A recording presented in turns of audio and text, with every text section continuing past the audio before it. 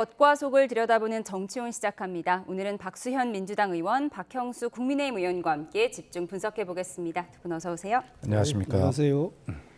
이재명 대통령이 주요 7개국 G7 정상회의 무대에서 이틀간 펼친 정상외교 데뷔전을 마무리했습니다. 대통령실은 정상외교의 복원이라고 설명했는데요. 영상으로 정리했습니다.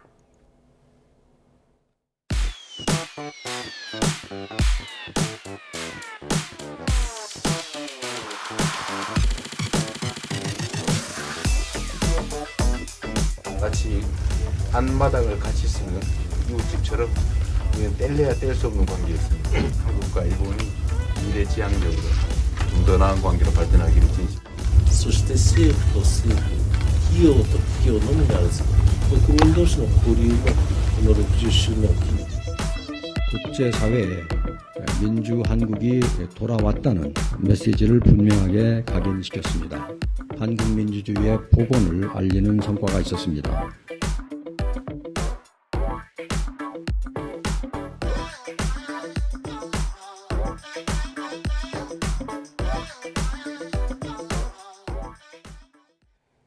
네, 이재명 대통령의 외교 무대 데뷔 전 민주당에선 긴장하고 지켜봤을 것 같은데요. 총평부터 해주시죠. 예, 뭐 저는 개인적으로 청와대에 근무 경험이 있기 때문에 이런 정상회담에 대한 이제 경험이 많이 있지 않습니까? 그런 경험을 종합해서 볼 때 취임 12일 만에 굉장히 부담이 큰 다자 외교이지만 그럼에도 불구하고 반드시 해야 한다 이런 입장을 가지고 있었고요. 그것은 어떤 거냐면 일단 정상끼리도 만나는 것이 굉장히 중요합니다. 예. 그리고 그 대한민국의 헌정 질서가 우연 불법적으로 중단되었던 이런 어떤 시기에 대한 전 세계의 시선들이 있지 않습니까? 그것을 이제 우리는 정상화라고 표현합니다만 대한민국이 이제 정상적으로 국제사회에 돌아왔다는 것을 분명하게 알리는 이미지도 굉장히 중요한 것이고요. 일단 외교는 제 경험으로 이렇게 보면, 지켜본 경험으로 보면 해야 할 때 하는 것이 그걸 미루면 다음에 더 부담이 됩니다. 그래서 이번에 일단 만나고 데뷔하고 한 것이 어려운 선택이었지만 아주 잘했고 그 만남 자체가 성과다 이렇게 생각을 합니다. 네. 예. 외부 돌발 변수로 한미 정상회담이 무산된 것에 대해서 아무래도 한국 패싱 우려가 아니냐 이런 목소리가 나오다 보니까 대통령실에서도 미국에 먼저 양해를 구했다 이 점을 좀 강조를 했어요. 당장 다음 주에 나토 정상회의가 있으니까요. 이 부분을 좀 유념해서 봐야겠죠. 예, 뭐 저희들도 이번 정상회담은 간 것이 잘했다 이렇게 생각을 합니다. 그리고 지금 뭐 한미 정상회담이 무산된 것에 대해서 물론 빈손으로 온 거 아니냐. 가장 중요한 것이 사실은 관세 협상 부분이거든요. 그 부분에 대해서 회담조차도 못했으니까 빈손 아니냐 뭐 이렇게 생각할 수도 있겠습니다만은 이건 뭐 트럼프 대통령의 일방적인 귀국 때문에 벌어진 일이고 그걸 탓할 생각은 없습니다. 다만 나토 정상회담엔 또 적극적으로 참석을 해야 된다. 그래서 트럼프 대통령뿐만 아니라 다른 정상들과도 많은 교류를 해야 된다. 저는 그렇게 생각을 하고 지난번 윤석열 대통령이 나토 정상회담에 참석했을 때 민주당이 러시아와 중국을 자극할 우려가 있다면서 굉장히 약간 비판적인 입장을 고수했었거든요. 저는 그런 태도는 지금 필요하지 않다. 지금 글로벌한 이 상황 속에서 어떤 정상인들 만나서 대화를 하고 특히 트럼프 대통령과는 깊이 더 대화할 필요가 있다. 기회가 있다면은 자주 만나고 해야 된다고 생각을 합니다. 예, 이렇게 한미 정상회담은 무산됐지만 오늘 오전에 한일 정상회담이 열렸습니다. 이 대통령은 한국과 일본은 앞마당을 같이 쓰는 이유처럼 때려야 뗄 수 없는 관계다 이렇게 강조했는데요. 실용 외교의 측면을 볼 수 있는 거겠죠. 그렇습니다. 우리가 일본과의 관계는 늘 투트랙으로 유지해온 것이 원칙이었습니다. 과거사는 과거사대로, 그다음에 미래지향적 관계는 그 관계대로 투트랙으로 유지하는 것이 굉장히 중요한데 근데 윤석열 대통령 임기 중에는 이 두 가지가 섞인 측면이 굉장히 많이 있었습니다. 우리가 물컵에 반잔을 먼저 채우면 상대가 채울 것이다라고 하는 윤석열 대통령의 아주 당연한 선의에도 불구하고 일본이 거기에 응답하지를 않으면서 이제 꼬인 측면이 있는데 어쨌든 이렇게 해서 과거사는 과거사대로 이렇게 미래지향적으로 정리를 해가는 것이 맞다. 그래서 일본 정부가 교체가 돼서 어떤 정부가 들었을 때마다 과거사를 너무 관리해오던 방향에서 벗어나는 경우에 꼬이는 경우가 많았는데 이것은 일본의 정치 상황과 굉장히 밀접하게 연관이 관계 있는 부분도 있거든요. 그래서 일본이 차제에 이런 어떤 경험들을 바탕으로 이 두 가지 원칙을 정확하게 지키고 상대가 원하는 것이 어떤 것인가라고 하는 것을 먼저 배려하는 것이 외교의 기본이고 그것이 나에게로 돌아오는 것이 외교거든요. 그런 측면에서 이재명 대통령이 중국보다 앞서서 일본을 통화도 먼저 했지 않습니까? 그런 것들이 이제 대체로 실용 외교, 그다음에 G7에 참석하는 것도 그런 어떤 공동의 가치에 기반을 둔 실용 외교의 출발이다 이렇게 평가할 수 있는데 아마 이제 평가, 성과라고 하는 것은 좀 더 시간이 지나면서 이제 봐야 되니까 일단 지금 평가하기는 이르지만 여러 가지 측면에서 안정적으로 잘 가고 있다 이렇게 평가하고 싶습니다. 예, G7 정상회의에서 열린 한일 정상회담을 분석을 해봤습니다. 그런가 하면 김혜경 여사는 첫 공식 외교석상에서 단아한 전통 한복을 입고 등장해서 이목을 끌기도 했는데요. 영상으로 정리했습니다.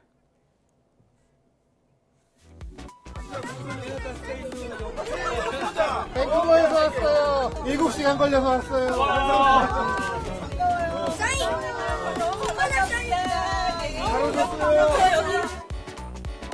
국내 걱정 때문에 한동안 또 더 많이 힘드셨을 텐데 이제부터 대통령께 바라보는 허심탄회하게 얘기하는 시간이 되었습니다. 연노랑 치마와 녹색 저고리, 대통령실은 김 여사의 녹의 황상 한복이 균형 있고 품격 있는 아름다움을 의도한 거라고 설명했습니다. 특히 저고리의 경우 한국을 상징하는 무궁화 색채를 차용했다고 하는데요. 김 여사의 한복에 주요국 정상들도 큰 관심을 보였고 참석자들의 사진 요청도 이어졌다는 전언입니다. 네. 김혜경 여사, 캘거리 현지 동포들을 만나면서 대통령 취임 후에 첫 단독 일정을 소화했는데 뭔가 좀 최소한의 조용한 행보를 보였다 이런 평가가 나와요. 예, 뭐 저희들도 이번 행보는 무난하고 평이한 그런 외교 데뷔전이었다라고 생각을 합니다. 물론 김혜경 여사 본인의 지금 사법 리스크 문제가 아직 완전히 해결된 게 아니기 때문에 대통령 선거 과정에서도 낮은 어떤 행보를 보였었는데 저는 그 부분이 해결된다고 하더라도 지금처럼 조용하고 낮은 행보로서 대통령이 외교로서 커버하지 못하는 그 부분들 메워주는 이런 역할을 쭉 계속 해줬으면 좋겠다 그런 바람입니다. 예, 한복에 관심이 쏠렸다 이런 평가가 나오는데 이런 의상은 어떻게 정해지는 건가요? 예, 대개 이제 한 정부의 업적이라고 하는 것은 독특하게 여기만 돌출되는 게 아니라 쭉 이어져 축적되어 온 것이죠. 그것이 여야 보수 진보가 교차되더라도 다 쌓여오는 것입니다. 그런 어떤 외교 라인에서는 우리 한복이 밖에 나가면 얼마나 호응을 많이 받는지를 이미 잘 알고 있고요. 뭐 저도 뭐 아주 잘 지켜봤던 것인데 아주 주목을 많이 받습니다. 그런 측면에서 아주 뭐 잘 기획이 됐고 자랑스럽다 이런 생각이 들고요. 이제 아마 전체적으로는 대한민국의 민주주의가 위기를 맞았다가 국민의 힘, 시민의 힘으로 이것을 극복한 그 민주주의 회복 탄력성이라고 하는 것에 대해서 G7과 그 주변 초청 국가들이 기본적으로 관심을 많이 가질 수밖에 없는 회담이었어요. 거기에 이제 우리 한류의 대표적인 한 가지는 한복을 입고 나타났기 때문에 굉장히 독특하게 주목을 많이 받았는데 뭐 이런 측면들도 대한민국을 알리는데 대한민국이 이렇게 국제 무대에 정상적으로 복귀해 있음을 알리는 좋은 역할을 했다 이렇게 생각을 합니다. 예, 이재명 대통령의 외교 데뷔 전 G7 정상회의를 두 분과 함께 정리해봤습니다. 그런가 하면 김민석 국무총리 후보자의 인사청문회 다음 주 24일과 25일 이틀 동안 열리는 것으로 결정이 됐습니다. 국민의힘은 각종 의혹을 거론하면서 후보자가 거취를 결단하라고 촉구하고 있는데요. 김 후보자는 정면 돌파 방침입니다. 영상으로 보시죠. 허위 차용증을 쓰고 자금을 지원받았다는 의혹이 제기됐는데요. 누가 질문하셨죠? 허위 차용증이라는 그런 허위나 확인되지 않은 용어를 쓰는 것을 주의하시는 것이 좋을 것 같습니다. 모친 빌라에 대해서도 또 자금 의혹이 하나 좀 제기됐는데 여기 대해서 좀 입장이 여기는 어느 채널인가요? 저희 지금 다 풀입니다. 아, 그러세요? 예. 아까 말씀드렸던 모친 빌라 자금 의혹은 어떻게 되세요? 현재 대통령 선거에서 패배한 야당에서 제 총리 지명에 대해서 비판하거나 반대하는 것에 대해서 충분히 이해합니다. 그러나 반대를 이해한다고 해서 없는 법적 문제가 생기지는 않습니다. 네, 김 후보자 오늘도 SNS를 통해 장문의 글을 올렸습니다. 한 60대 부부가 김 후보자가 돈을 빌려간 뒤 갚지 않았다고 주장하며 극단적 선택을 했다는 과거 언론 보도와 관련해 정치검찰의 천인 공노할 허위투서 음해 사건이라고 주장했습니다. 2010년 민주당 최고위원으로 활동하면서 중국에 있는 칭화대에서 석사 학위를 받았다는 논란에 대해서는 이렇게 설명했는데요. 들어보시죠. 월수금 회의를 할 텐데 어떻게 그때 했냐. 근데 사실은 그때 그걸 같이 했어요. 제가 좀 무리한 일을 했는데요. 월수금에 아침 회의를 하고 7시 회의를 하고 8시, 9시 비행기를 타고 그래서 수업을 다 했어요. 다 하고 시험 다 보고.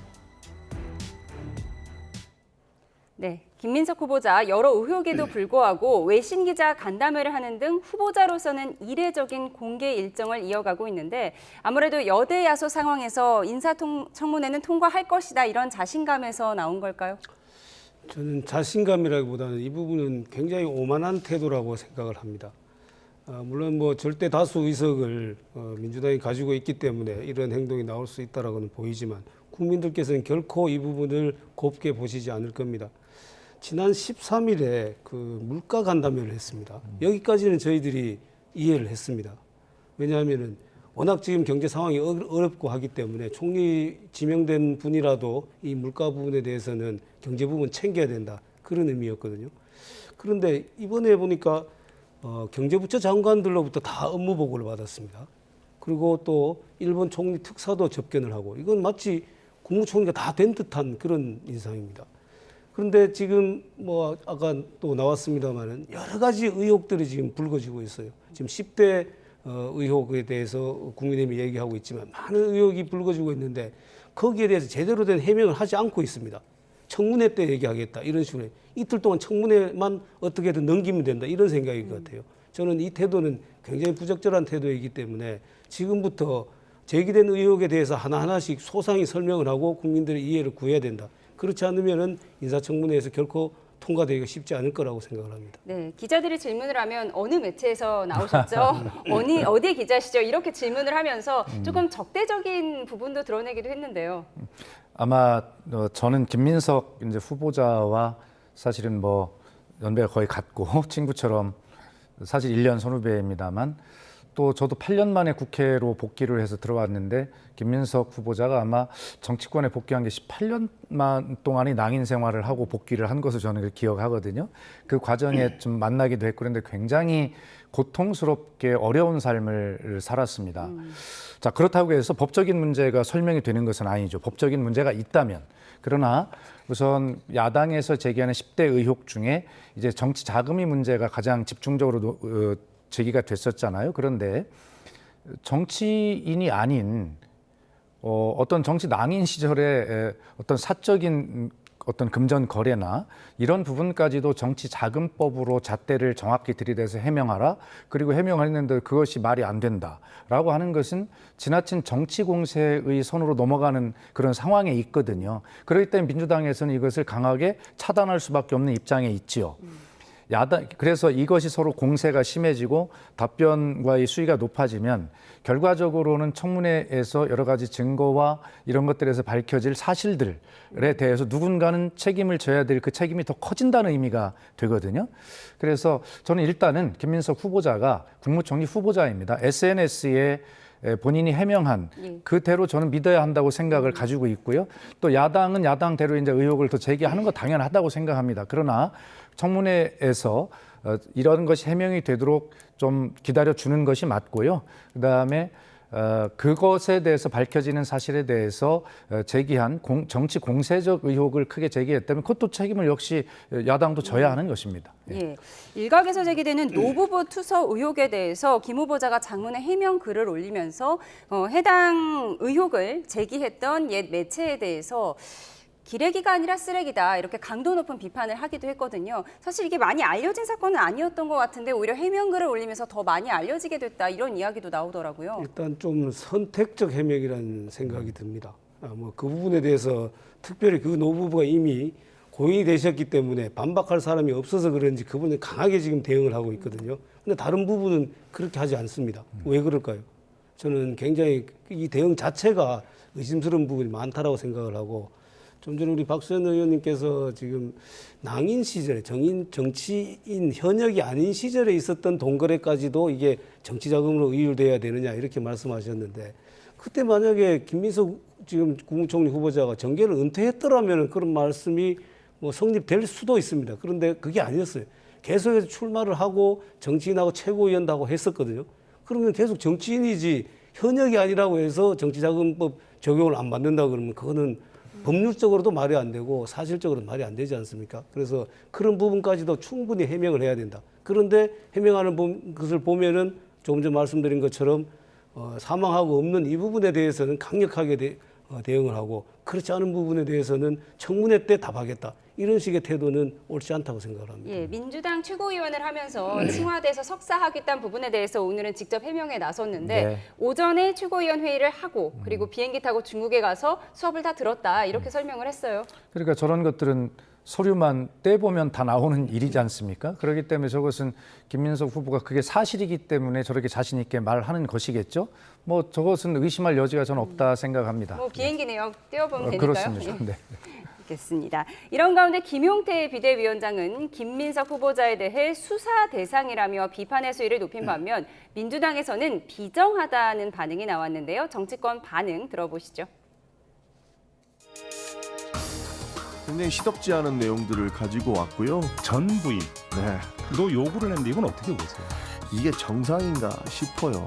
전 부인까지 불러가지고 아들, 그러니까 두 분 사이에 있었던 아들의 뭐 자금 출처를 유학비 뭐 물어보겠다라고 하는데, 정치 이전에 사람이 됐으면 좋겠다는 이야기를 저는 굉장히 많이 하거든요. 이 전 부인까지 불러가지고 어떻게 하겠다라는 것인지, 사람 하나 인생을 또 송두리째 무너뜨리고 가족을 또 건들겠다, 참 비정하다라는 생각이 듭니다. 김민석 총리 지명자는 인사청문회 대상이 아니라 수사 대상 아닌가 생각이 듭니다. 지금이라도 이재명 대통령께서 국민통합과 정말 민생 회복이라는 중대한 과제를 실천하기 위해서라도 김민석 총리 지명자를 처리하실 것을 요청드리겠습니다.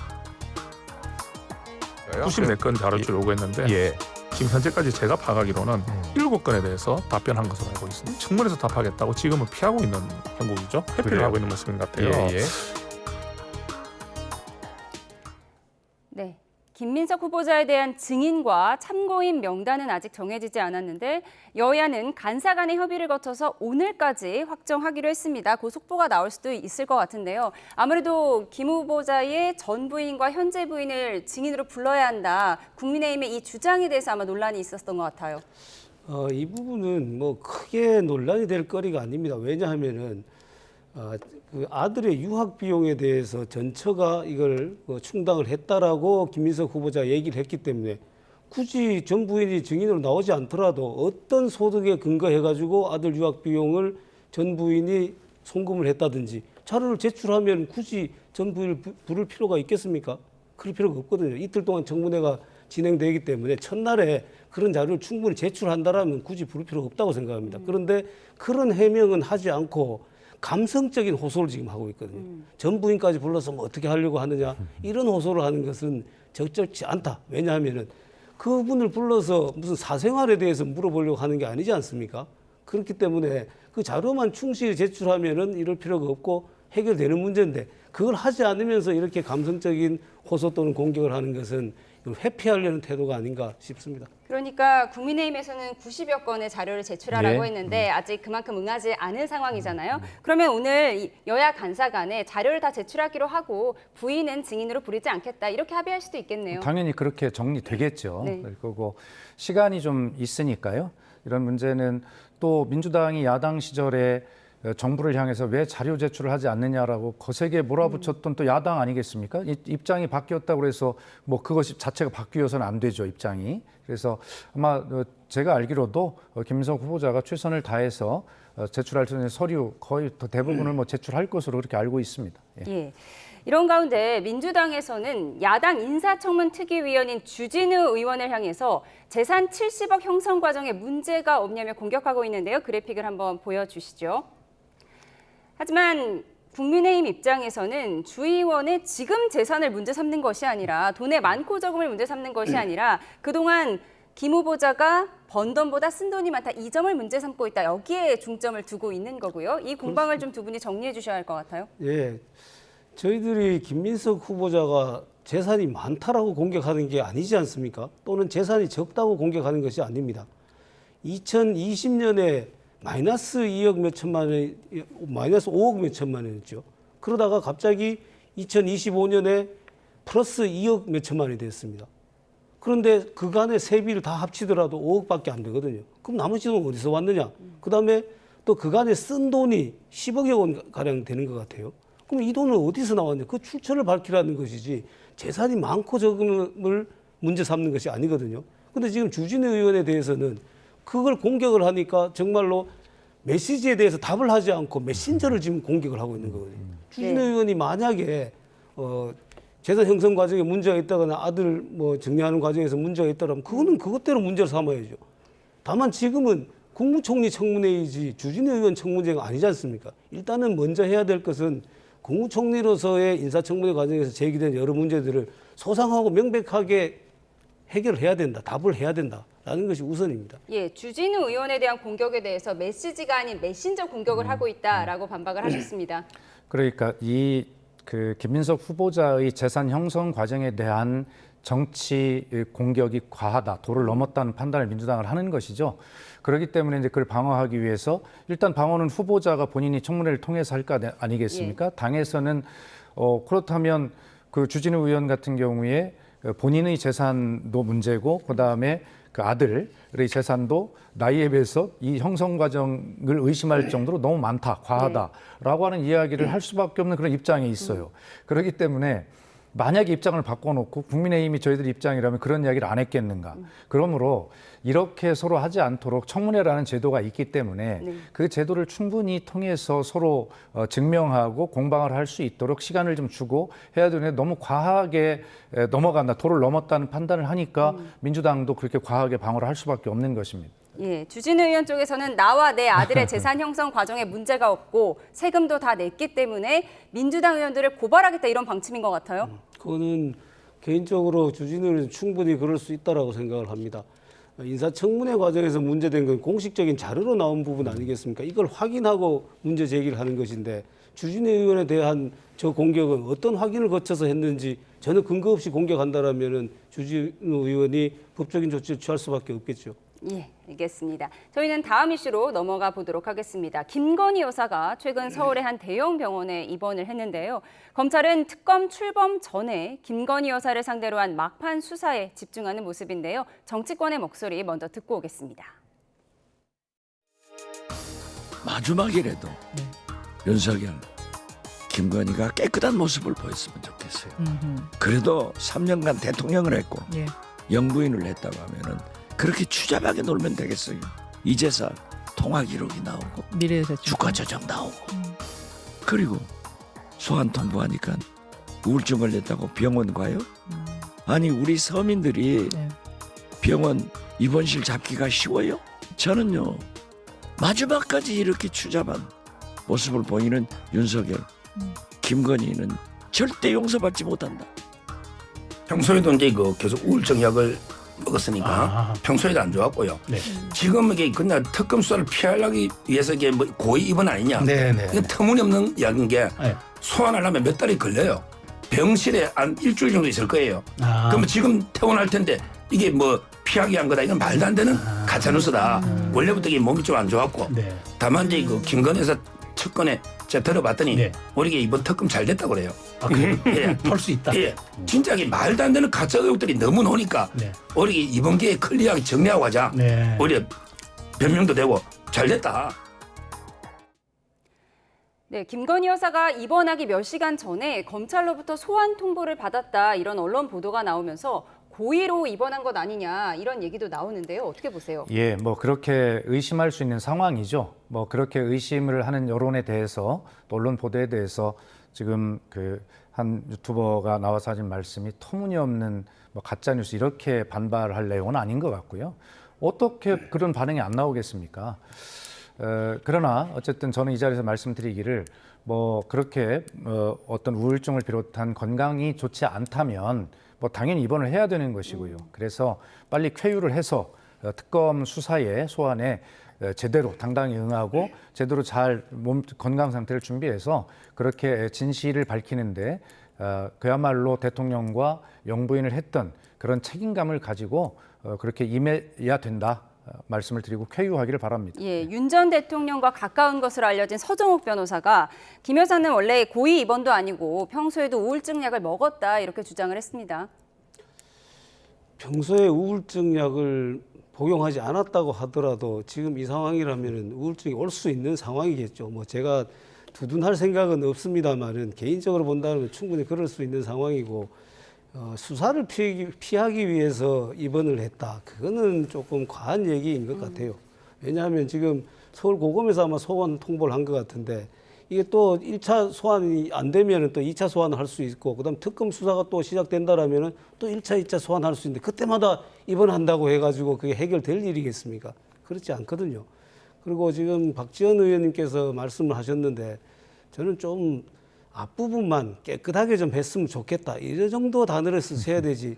추잡하게 이렇게까지 쓰면 정말 정치 추잡해지는 거 아니겠습니까? 저는 우리 정치인으로서 굉장히 큰 선배님이신데 좀 정치를 좀 깨끗하게 하는 이런 용어들 좀 써줬으면 좋겠습니다. 네, 단어의 선택에 조금 더 신중했으면 좋았겠다라는 얘기를 해주셨습니다. 그런가 하면 서울고검 재수사팀이 지난달 말에 미래에셋증권 측을 압수수색하는 과정에서 김 여사와 계좌 담당 직원의 3년 동안의 통화 내역이 담긴 녹음 파일 수백 개를 확보했다고 합니다. 이게 왜 지금에서야 나왔을까? 이 부분이 지금 문제가 되고 있어요.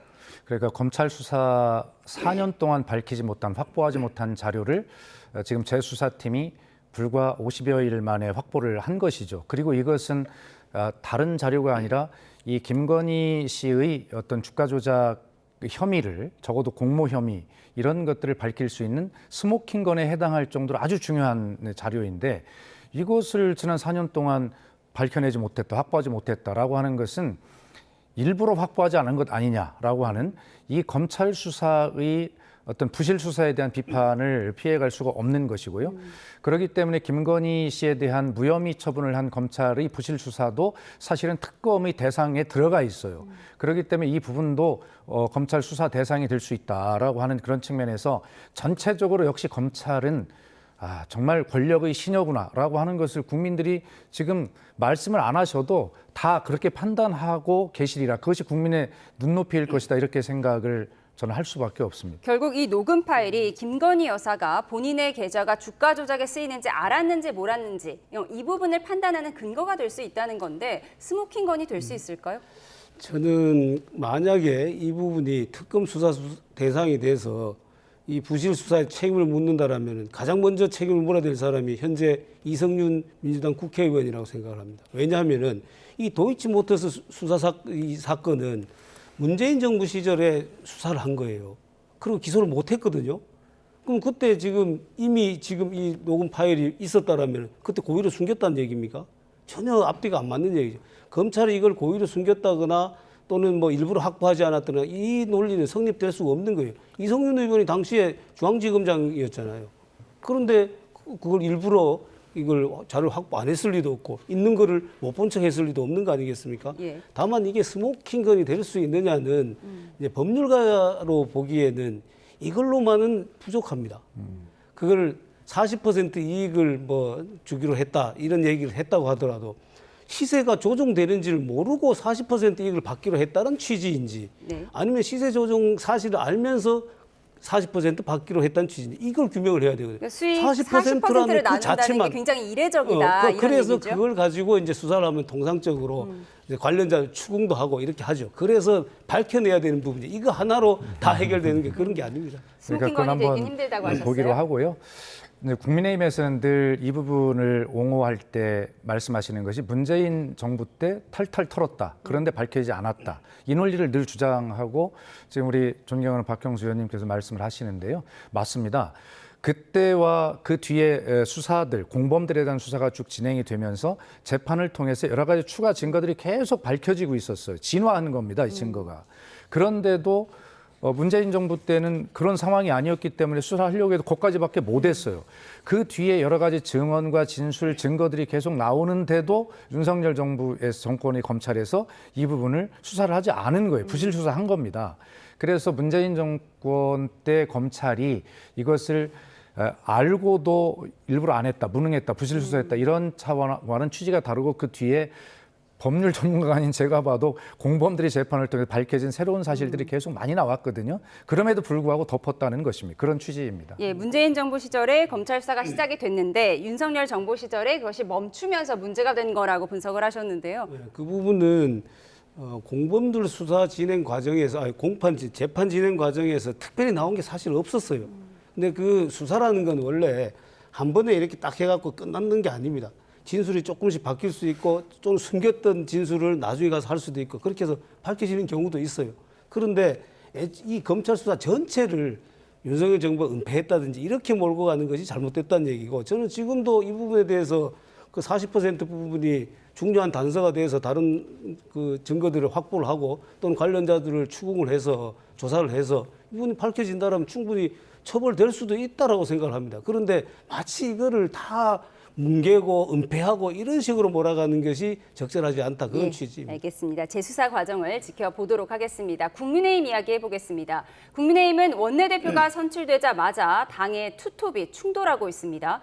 5대 개혁안 실행을 위한 전당원 투표를 지금 당장 하자는 김용태 비대위원장, 그리고 혁신위를 설치한 뒤에 논의하자는 송원석 신임 원내대표, 투톱의 목소리 먼저 듣고 오시죠. 지금 즉시 바로 개혁안을 실행하면 되는데 이것을 혁신위를 통해서 다시 한번 공전시키겠다라는 것은 많은 시민들로 하여금 잘못된 오해를 불러일으킬 수도 있다라고 생각합니다.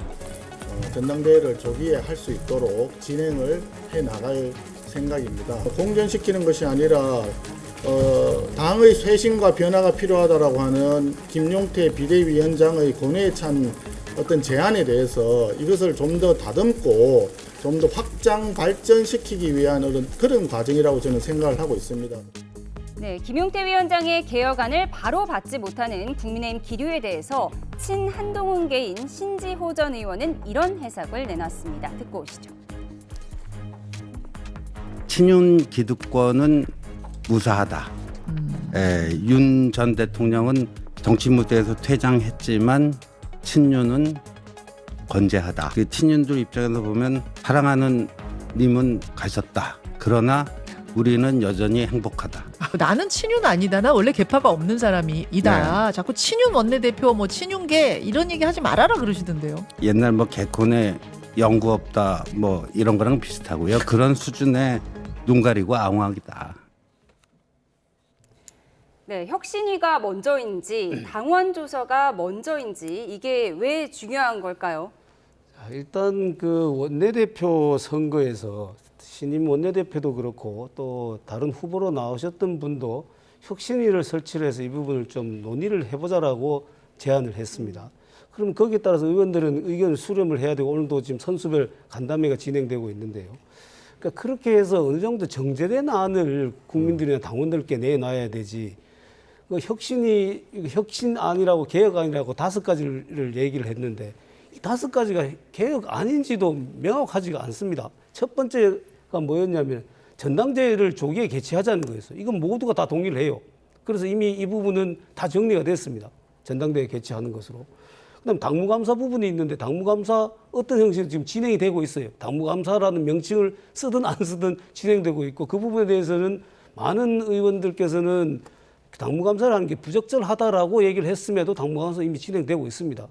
그다음에 이제 당원 의견 반영 부분이라든지 상향식 공천 이런 부분이 있는데 이거는 민주당도 그렇고 국민의힘도 그렇고 오랜 논의를 해야 되는 겁니다. 상향식 공천 이런 문제는. 그렇게 하다 보면은 상향식 공천을 100% 하다 보면 현역 교체가 잘 안 돼요. 국회의원도 그렇고 자치단체장도 그렇거든요. 그러면은 이제 신선하지 못하다라는 평가를 받기 때문에 이게 여러 고심이 있는 부분이거든요. 이걸 당장 실현할 수 있는 부분이 아니거든요. 그런데 이제 이거를 그러니까 여론에 호소하듯이 국민들 호소하지 이렇게 던져놓고 마치 대립되는 듯한 태도로 보여버리면은 국민의힘 의원들이 가장 걱정하는 것은 대선에서 패배하고도 국민의힘 의원들은 반성하지 못하고 이렇게 싸우느냐라는 이 모습이 제일 걱정되는 부분이거든요. 근데 오대견 중에 그렇게 더 지금 가고 있어요. 논점이 되는 것은 윤 전 대통령 탄핵 반대 당론 무효화 이 부분 아닌가요? 반대 당론 무효화 부분도 그렇습니다. 반대 당론 우리가 당론이라는 것은 표결을 할 때 정하는 겁니다. 탄핵 표결을 할 때 정했잖아요. 그다음 법안에 대해서 우리가 표결을 할 때 당론을 반대하자, 찬성하자 이렇게 정하는 겁니다. 이미 그렇게 해서 표결해버린 사안을 지금 돌린다고 해가지고 그게 없는 걸로 되겠습니까? 되면 얼마나 좋겠습니까? 저희들이 대선에 패배한 첫 번째 이유가 계엄을 하고 탄핵 이 상황 때문에 지지 않았습니까? 그리고 우리가 앞으로 가장 걱정하는 부분이 이 탄핵의 늪에 빠져서 탄핵 찬성이냐 반대냐 이게 제일 우려하는 부분이에요. 근데 이걸 당론 변경한다고 해서 해결될 수 있다면 저희 당연히 그렇게 해야죠. 그런데 이거는 그렇게 해결되는 문제가 아니라 정치적인 책임을 져야 되는 부분이고 역사의 평가를 받아야 되는 부분입니다. 그래서 우리는 그 정치적인 책임으로 대선에서 패배를 했고 또 앞으로 이 여파가 언제까지 갈지도 모르겠습니다. 그러니까 그걸 그렇게 해결을 하고 앞으로 미래에는 우리가 이걸 하지 않겠다든지 탄핵 결과를 받아들이겠다 이렇게 해야 되지 당론을 변경하는 걸로 이 해결할 수는 없다라는 것이 다수 의원들의 생각이거든요. 뭐 역사를 지울 수는 없지만 탄핵 반대를 했던 그 부분을 반성하자 이런 의미인 것 같은데 그래서 김용태 위원장은 지금 즉시 바로 개혁안을 실행하면 될 것 아니냐 이렇게 얘기를 하고 있거든요. 김용태 비대위원장의 말씀도 이해가 되고요. 뭐 저는 당연히 그래야 된다고 생각해요. 그러나 지금 박형수 의원님 설명이나 송원석 신임 원내대표의 말씀처럼 좀 더 많은 의견을 모아서 체계적이고 구조적으로 이 혁신안을 마련해야 된다는 그 말씀도 일리가 있어요. 그래서 그냥 제가 저희 당 문제가 아니라 쉽게 말씀드리는지 몰라도 제안을 한번 해보면 두 개 다 진심이라고 한다면 김용태 비대위원장 임기가 6월 30일까지이고 그 이후로 뭐 다른 비대위원장이나 이런 인정을 안 할 것 같은데 그렇다면 김용태 비대위원장 임기가 끝나면 7월 1일부터 혁신위원장을 시키면 딱 좋을 것 같습니다. 김용태 위원장은 혁신위원장으로. 그러면 양측의 진심이 다 충족되는 거 아니겠습니까? 하여튼 제 생각은 갑자기 그런 생각이 들었습니다. 당 내에서도 뭐 그런 얘기들도 나오고 있습니다. 그런데 저희는 일단 급선무가 아까 제가 잠깐 말씀드린 것처럼 당이 대선에 패배하고도 계속해서 서로 싸우는 모습, 뭐 당권 투쟁을 하는 듯한 이런 모습을 보이는 것이 가장 치명적인 아픔입니다. 그렇기 때문에 저는 선수별 간담회를 통해서 신임 원내대표가 의견들을 수렴했기 때문에 이걸 가지고 현재 비대위원장과 만나야 됩니다. 김용태 비대위원장 만나서 정치라는 것을 만나서 야당과도 여당과도 서로 만나서 해결하는 것인데 우리 당내에서 같이 얘기 못할 이유가 없죠. 그렇게 해서 좀 그런 분열되는 모습이 아닌 걸 좀 보여줘야 됩니다. 이렇게 양쪽이 그냥 직접적으로 언론에다 대고 또는 국민들께 이렇게 얘기한 형태로 가서는 우리가 비판을 면하기 어려울 거다. 6월 30일에 김용태 비대위원장 임기가 끝나면 7월 1일부터 혁신위원장으로 임명하면 될 것이다. 이렇게 민주당 박수현 의원님께서 국민의힘에 조언을 좀 해주셨습니다. 그런가 하면 참고하겠습니다. 그런가 하면 국민의힘 대선 경선에서 패한 뒤 더는 정치를 하지 않겠다고 선언하며 미국 하와이로 떠났던 홍준표 전 대구시장 38일 만인 어제 귀국했습니다. 자신이 주장해왔던 위헌정당 해산설을 거듭 언급했는데요. 그 장면부터 보고 오시죠. 새 정부가 정치 보복을 하지 말고 국민 통합으로 나라가 좀 안정이 되도록 해줬으면 좋겠습니다. 위헌정당 해산을 전제로 말씀을 하셨는데 혹시 그 뒤에 해산을 전제로 그거는 복당을 검토하시는 걸까요? 한 달 전에 이미 이야기를 했고 대선 지면 위헌정당으로 해산당한다. 한 달 전에 이야기했어. 해산을 전제로 복당이나 아이 그 쓸데없는 소리 하지 말고. 네, 그런가 하면 오세훈 서울시장은 지난 15일 김용태 비대위원장과 이준석 의원과 저녁을 함께했는데 보수를 개혁해달라, 보수 진영을 바꿔달라는 취지의 말을 했다고 합니다. 누군가가 나서서 국민의힘이 개혁의 틀을 잡아야 하지 않겠냐 정도의 공감대를 이루었습니다. 네, 그런가 하면 한동훈 전 대표도 최근 옛 친윤 외곽 조직의 핵심이죠. 이영수, 새로운 미래를 준비하는 모임 세미준 회장과 만났습니다. 이 회장은 한 전 대표에게 보수의 희망은 한동훈뿐이라며 이번 당대표 선거에서도 역할을 해야 한다고 말한 걸로 전해졌는데요. 야권의 정치구도 재편에 관심이 쏠리는 가운데 보폭을 넓히고 있는 인사들의 속내는 어떤 걸까요? 두 분과 짚어보겠습니다. 네, 홍준표 전 시장 38일 만인 어제 귀국하면서 소회를 밝혔는데 그동안 꾸준하게 주장해왔던 국민의힘에 대한 위헌정당 해산설 또 언급했습니다. 속내가 뭘까요? 저는 일단 우리 홍준표 전 대표님 또 후보님께서 이렇게 말씀하시는 것에 대해서 대단히 유감스럽고 또 참 이해하기 어렵습니다. 우리 당의 당대표도 했고 대선 후보도 2번씩이나 하신 분이 어떻게 우리를 저렇게 계속해서 공격을 하시는지, 그리고 사실관계 법리적으로도 맞지 않는 부분을 가지고 공격하신 게 이해가 잘 안 됩니다. 일단 우리 홍준표 대표님께서 후보님께서 지난번 4강 우리 후보에서 탈락하시면서 정치계를 떠나겠다라고 이렇게 진심을 담아서 이렇게 말씀하셨을 때 거기 앉아 계신 분들 다들 박수를 보냈었거든요. 근데 저는 그때 그 마음과 지금 마음이 좀 달라지신 것 같아요. 그러니까 여러 가지 지금 말씀하시는데 특히 지금 위헌정당 해산 부분에 대해서는 요건에 저는 맞지 않다고 생각합니다. 우리 헌법상 위헌정당 해산 요건은 정당의 활동과 목적과 활동이 민주적 기본 질서에 위배될 때입니다. 우리 정당이 만약에 국민의힘이 몽땅 다 공모를 해가지고 계엄을 했다라면 민주적 기본 질서에 위배되겠죠. 그렇지 않지 않습니까? 대통령이 우리 당에 소속된 대통령이 계엄을 했다고 해서 그것이 위헌정당의 사유가 될 수가 없습니다. 그다음에 또 한 가지가 지금 후보 교체 부분을 얘기를 하시는데 후보 교체 부분도 마찬가지입니다. 당은 당규에 따른 후보 교체거든요. 그것이 적정하냐, 적정하지 않냐, 정치적 책임을 져야 되냐, 져야 되지 않느냐라는 것은 변론인데 그걸 위헌정당 해산의 사유로 삼는 것은 법리상으로도 맞지 않다고 생각하는데 왜 저렇게 주장하시는지 모르겠습니다. 예, 잠시만요. 저희가 속보가 들어와서 먼저 전해드리겠습니다. 김건희 여사 수사를 받고 있는 민중기 특검이 금융감독원을 방문했다는 속보가 조금 전에 들어왔습니다. 민중기 특검 금감원을 조금 전에 방문을 했고요. 주가 조작 의혹과 관련한 논의가 있을 거라고 합니다. 다시 한번 전해드리겠습니다. 김건희 특검을 맡고 있는 민중기 특검이 조금 전에 금융감독원을 방문을 했습니다. 주가 조작 의혹에 관해서 논의할 것으로 보이는데요. 더 자세한 소식은 들어오는 대로 추가로 전해드리도록 하겠습니다. 네, 홍준표 전 시장에 대해서 이야기를 하고 있었는데 네. 사실 민주당의 대부분의 의원들도 정당 해산에 대해서는 무리가 있을 거다 이런 말을 많이 하셨는데 홍준표 전 시장은 계속해서 위헌정당설을 띄우고 있어요.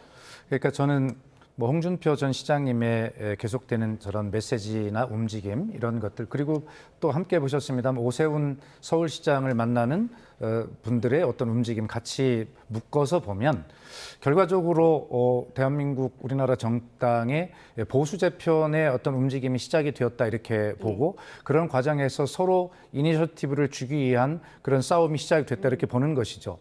홍준표 시장님은 정치를 재개할 것이라고 보는데요. 국민의힘의 복당 원서를 내는 것도 국민의힘을 흔드는 굉장히 중요한 아주 파괴력 있는 카드라고 저는 생각을 해요. 복당 원서를 받을 것이냐 말 것이냐 그걸 이 부분 가지고 때문에요? 분열이 되지 않겠습니까? 충분히 그럴 가능성이 있다고 보고요. 그런 것들을 포함해서 본인이 신당 창당을 하더라도 결과적으로는 이 본집을 국민의힘을 큰 집을 흔들어서 무너뜨려야 어쨌든 거기에서 새 집을 질 수 있는 세력 재편의 기회가 되지 않겠어요? 그렇기 때문에 결과적으로 보수 재편의 그런 주도권을 잡기 위한 그러한 각자의 움직임들이 이미 시작이 되었다. 그런 기준을 놓고 읽어보면 지금 움직임들이 보일 것이다. 저는 그렇게 봅니다. 예, 홍 전 시장이 국민의힘에 복당 신청을 하든 아니면 신당 창당을 하든 국민의힘을 흔들 거라고 예상을 하셨는데요. 어떻게 보세요? 그러시려면 탈당을 하시지 말든지 정계 은퇴를 선언하시지 말든지 정계 은퇴 선언한 지 얼마 됐다고 이제 와서 또 금방 또 이렇게 하시는지 이해가 되지 않고 아니 지금도 솔직하게 정말 정치를 재개하고 싶으시다면 국민의힘에 복당하시면 되죠. 입당 다시 신청하면 우리가 또 그걸 안 받을 이유는 또 없지 않겠습니까? 지금 많은 섭섭한 말씀들을 하시지만 그것 때문에 우리가 예를 들어서 입당 신청을 다시 했는데 안 받는다 그러면 더 큰 분란이 생기지 않겠습니까? 그렇게 전공법으로 하셔야지 하시려면은 근데 이렇게 돌려치고 하는 것은 저희들로서는 좀 이해하기 어렵습니다. 예, 보수 재편의 움직임이 어떻게 이어질지 지켜보겠습니다. 오늘 박수현 민주당 의원 그리고 박형수 국민의힘 의원과 집중 분석해봤습니다. 고맙습니다.